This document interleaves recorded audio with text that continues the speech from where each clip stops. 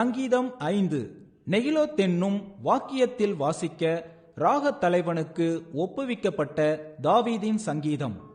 கர்த்தாவே, என் வார்த்தைகளுக்கு செவிகொடும், என் தியானத்தை கவனியும். நான் உம்மிடத்தில் விண்ணப்பம் பண்ணுவேன். என் ராஜாவே, என் தேவனே, என் வேண்டுதலின் சத்தத்தை கேட்டருளும். கர்த்தாவே, காலையிலே என் சத்தத்தை கேட்டருளுவீர். காலையிலே உமக்கு நேரே வந்து ஆயத்தமாகி காத்திருப்பேன்.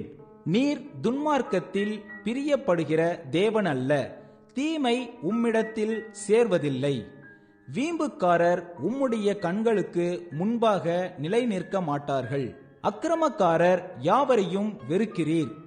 பொய் பேசுகிறவர்களை அழிப்பீர். இரத்த பிரியனையும் சூதுள்ள மனுஷனையும் கர்த்தர் அருவருக்கிறார். நானோ உமது மிகுந்த கிருபையினாலே உமது ஆலயத்துக்குள் பிரவேசித்து உமது பரிசுத்த சந்ததிக்கு நேரே பயபக்தியுடன் பணிந்து கொள்வேன்.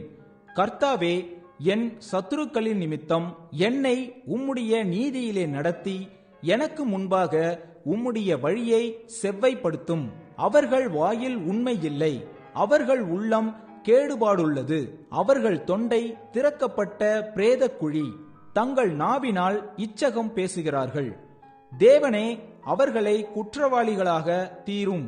அவர்கள் தங்கள் ஆலோசனைகளாலேயே விழும்படி செய்யும். அவர்கள் துரோகங்களினுடைய திரட்சியின் நிமித்தம் அவர்களை தள்ளிவிடும். உமக்கு விரோதமாய் கலகம் பண்ணினார்களே.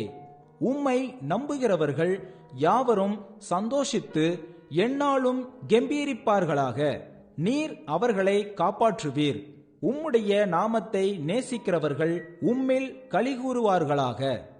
கர்த்தாவே, நீர் நீதிமானை ஆசீர்வதித்து காருணியம் என்னும் கேடகத்தினால் அவனை சூழ்ந்து கொள்ளுவீர்.